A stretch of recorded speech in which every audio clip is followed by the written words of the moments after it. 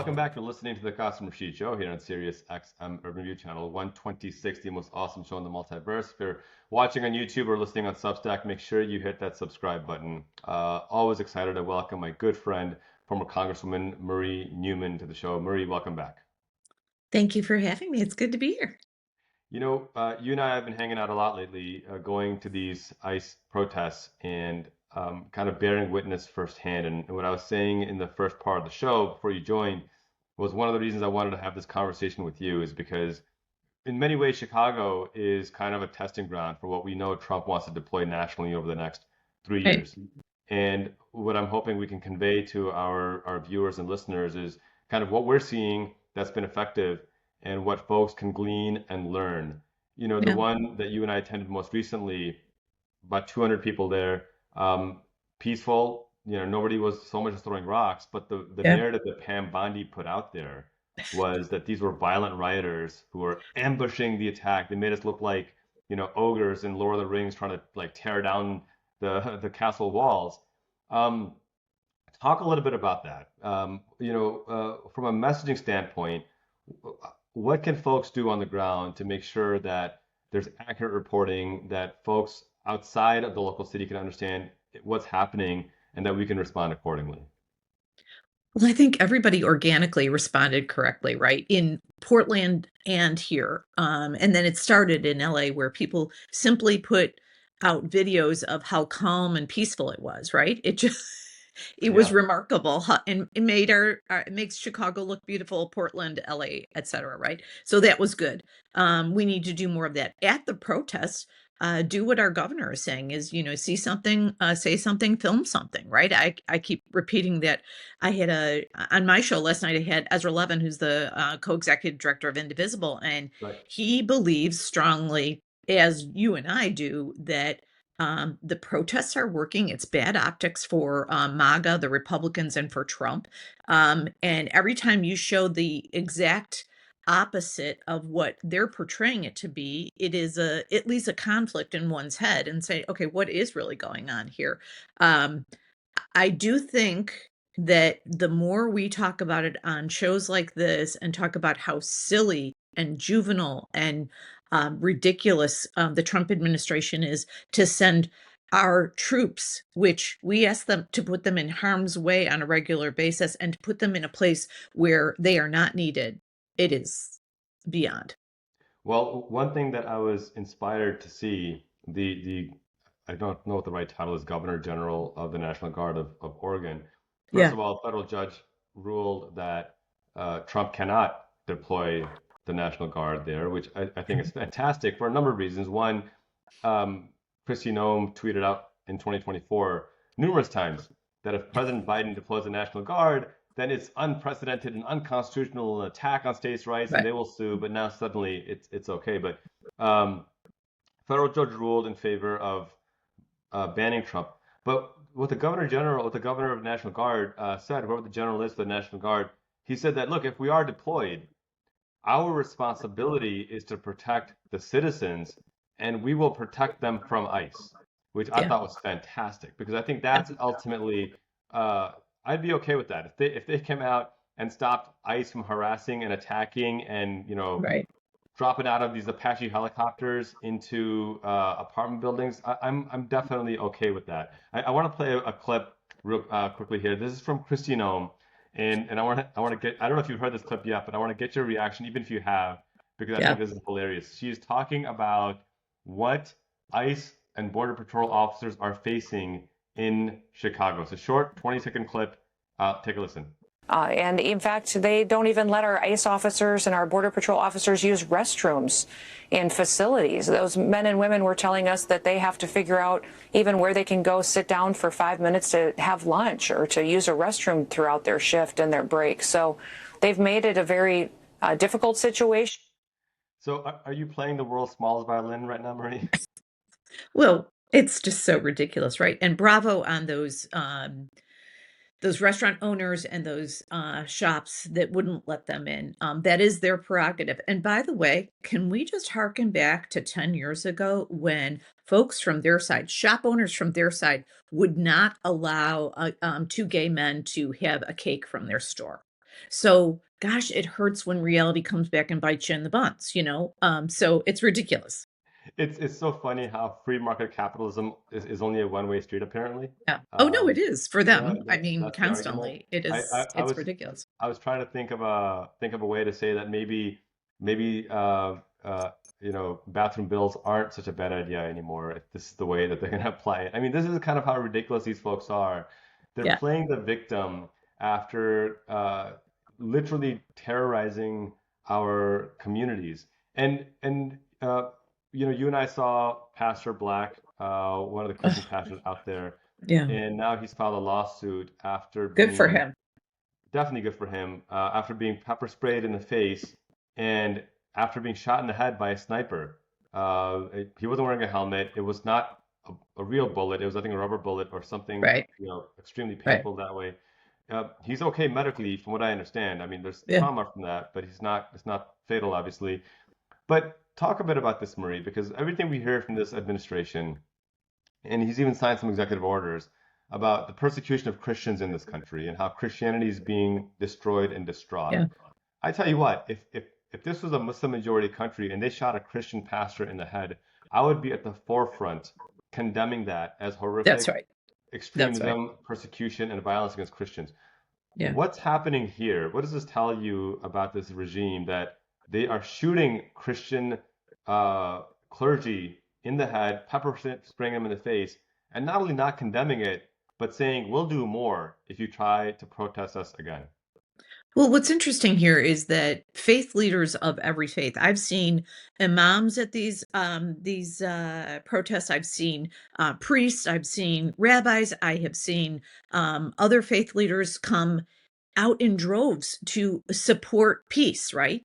And so they're there to support peace. So the irony is that they are having hell brought upon them when they're just trying to strike peace, right? So I don't understand what ICE's objective is. I don't understand the objective. But let's all remember that these white Christian nationalists, which are really just white supremacists, have no Yes. interest in religion. They don't care about supporting. They're not following doctrine. They're not following Jesus or any other faith designation. They are simply wanting this nation to be very white. If you listen to Stephen Miller, his grand plan is that we are going to get rid of all black and brown people and people that are not Christian. So that's inclusive of Jews, Hindu folks.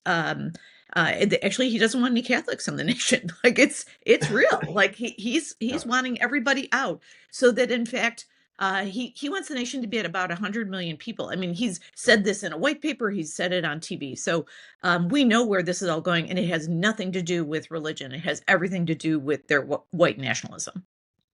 And the irony is that he's Jewish himself, Yeah. and he has these, and his own cousins, his own uncles have called him out as Oh, a yeah. fascist, Yeah. and Vehemently. Yeah. vehemently, and kudos to them, and I commend them for being so unapologetic about this. I posted this on social media, and MAGA came after me that MAGA say we are a Christian nation, and we should have our laws based on the Bible.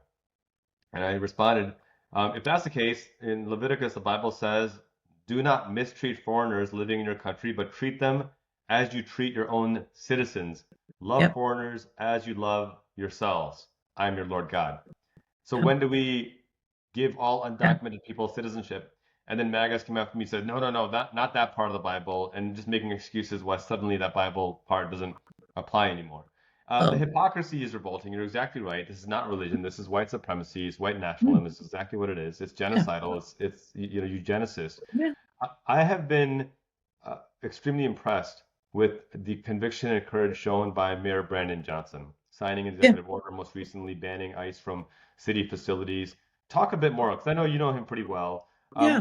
What's his game plan? What is he, how is he taking such a measured approach, but, remaining strong and firm? When I talk about Democrats need to speak truth powerfully, I think Yeah. he's exemplifying that extremely well. What do you like about what you're seeing out of him, and what more do you want to see out of him? Well, I think he's being incredibly clear. And let me start out at the macro level. All of our Illinois leadership, political leadership, locked arms and went to work right away when we were threatened. And they're staying together and they are supporting one another. So let's say bravo to all that, because it doesn't always happen that way. I don't Right. think it happened in California exactly that Right. way. They came together, but we were right out of the gate, right? Just Right. firm and fast.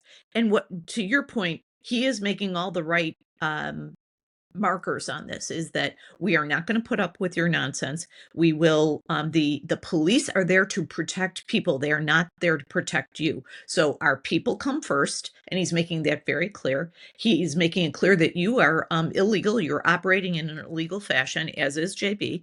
And so I think he's hitting all the right markers beautifully, and he's saying it with force. So to your point about how should Democrats be talking, I tell them this all the time. I'm coaching 6 candidates right now for Congress. It's like, be forceful. People are looking for Yeah. enthusiasm, passion, and intention, and being deliberate. So I think he's hitting all the right notes.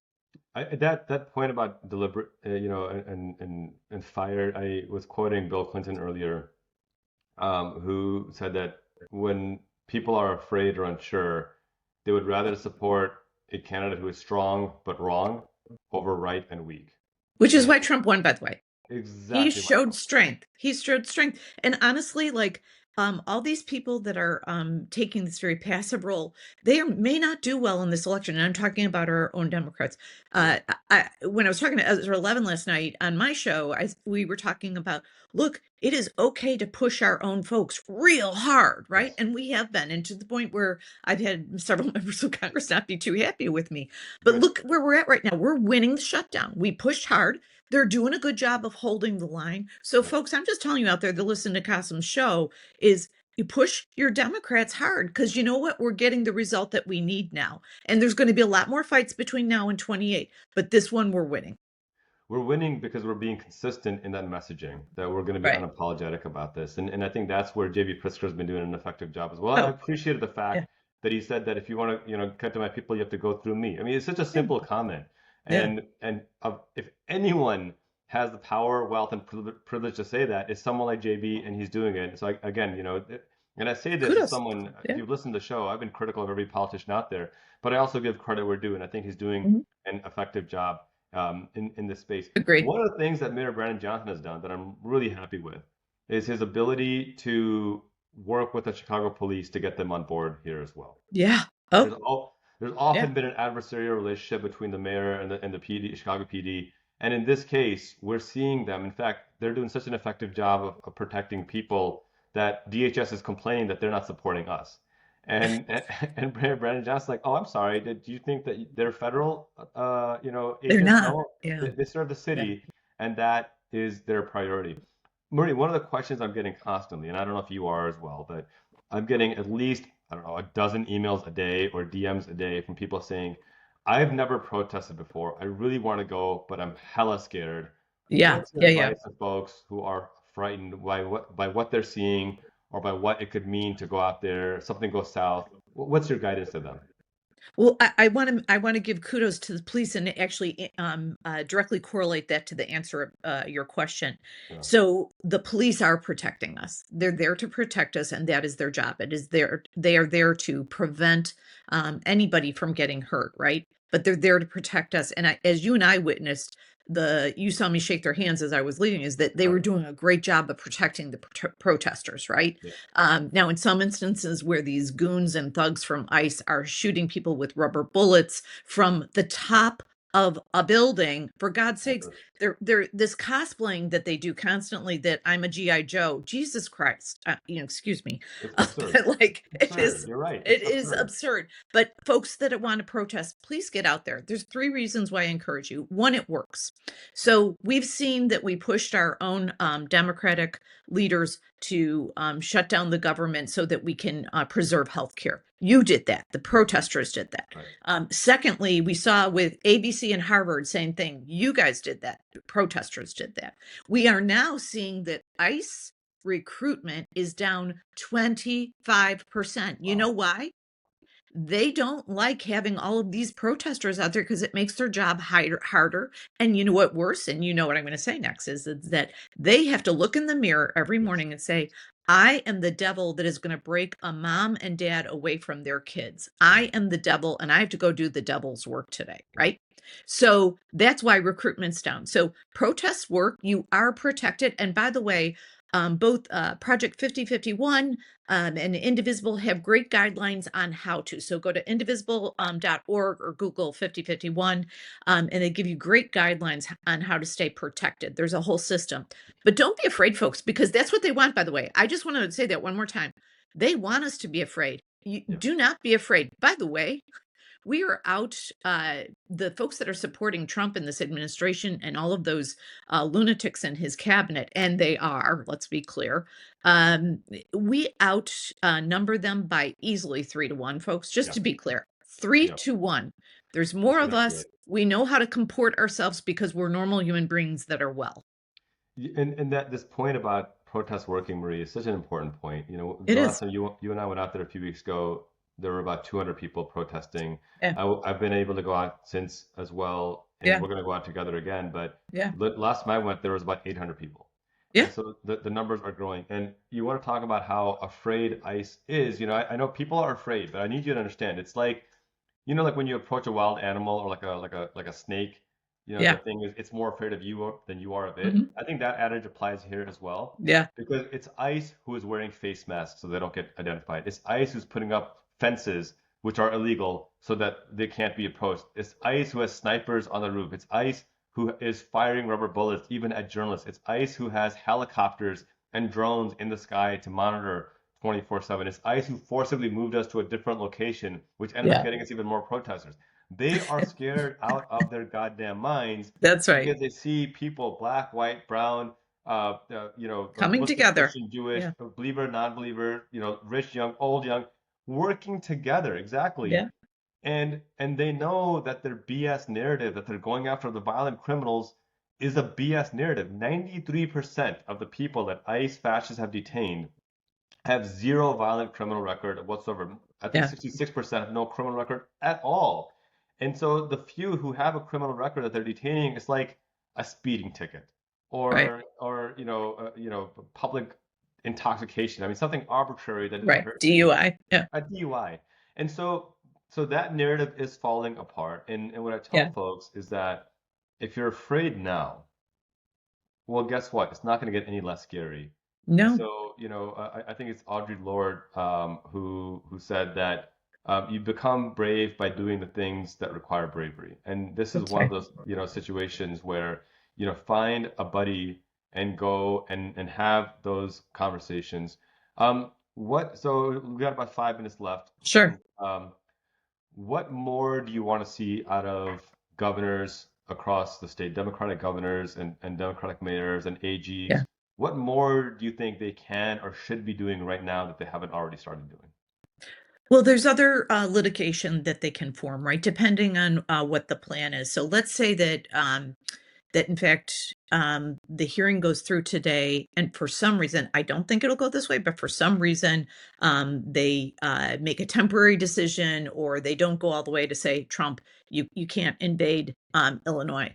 There's other forms of litigation that Kwame can put together very quickly. In fact, they have that ready. I know they've been preparing for months for this, so they've had all of these different ABC situations all set up. So there's other litigation. I do think that the governors are all doing a really good job. So Governor Kotek in Oregon, and here JB Pritzker here in Illinois, they are using the press to let them know, I'm not afraid of you. So Yeah, you're a punk. What I do think, this is one thing that's controversial that I think they all should be doing, is that I think it was right when JB said we should be calling in the 25th Amendment. I think yes, all the Democratic governors should be coming together and saying, you need to step down, sir, yeah, and make agreed. and humiliate him. So there's some other messaging tactics that I think would be powerful. The more we show first, by the way, folks, just to remind everybody, capitulation never works with a bully. It never, ever. Never. I'm a former anti-bullying expert. It never works. You don't have to start a fight, but don't back down from a fight. So now we're in this situation where and it's the law of physics, right? Is that for every action, there has to be a reaction, and we must react appropriately. So with the same level of force, right? So messaging and force is important. What are your thoughts on, and I'm going to be writing more about this, but on this view of soft secession, where Yeah. states can invoke their states' rights and say the federal government is sure we have supremacy clauses, which the federal Yeah. law trumps state law, but states are allowed to have a higher standard of protecting the rights of their citizens. Right. The supremacy clause just says that states cannot go lower than the federal standard, but it doesn't mean that they can't go higher than the federal standard.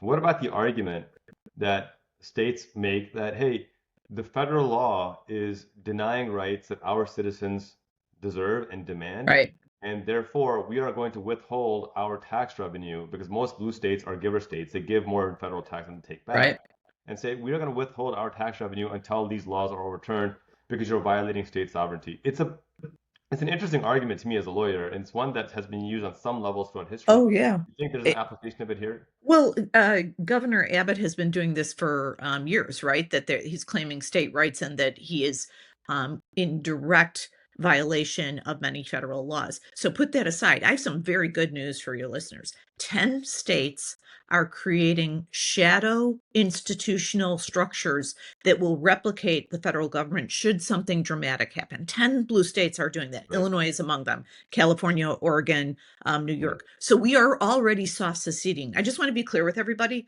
You have some great governors out there that are already, in fact, if you want to know more, I have a full Substack on who's doing what, where, and how to soft secede. Now, finally, to your direct question about withholding taxes, I think that could be part of a separate action or part of a general strike that we do. And it Yeah. is feasible. And we would be within the law, by the way. That's interesting. And you'll have a different take on this. But from what I understand, it is within their right to withhold the taxes that are due to the federal government if, in fact, a series of check marks happen, right? So Yeah. these governors are prepared to withhold those taxes. And by the way, I say yay, go team fight. I love it. Marie, we've done our last 30, 45 seconds. How can folks find you on social media and support your work? I will put in a plug. If you're watching this or listening to me on my Substack or YouTube, make sure you subscribe as a paying subscriber to Marie's work because it is powerful. She brings brilliant expertise as someone who served in Congress and who knows what's happening on the ground. A lot of stuff that corporate media won't talk about, she will unapologetically. But Marie, Right. please, the final minute is yours. Well, thank you so much. You know what I like to do, folks, is I like to be a help desk. And I think Kasim does a great job with this.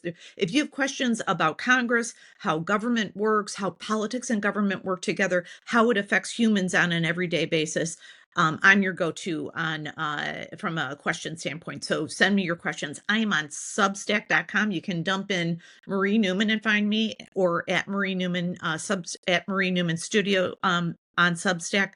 Either will get you there. And I'm on every major platform. So just dump in Marie Newman or former Congresswoman Marie Newman and you find me. But love to hear from you folks. One of my great joys of doing my Substack 3 times a week is that you ask me very interesting questions that I love to answer. So have at it and come and see me. And I'm glad to interact.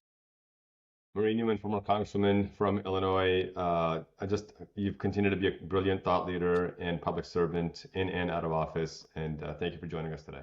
Oh, I have to make one more plug. I totally Right. forget this. My partner's at WCPT. So WCPT is part of the Heartland Signal Network in 26 cities. Here in Chicago, it's WCPT 820 on the dial. I'm on at 9:15 every Sunday morning, and it's called At Your Risk. So love to see you there, folks.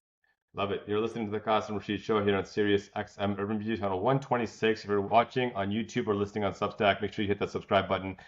Congresswoman Marie Newman, we'll be right back after this break.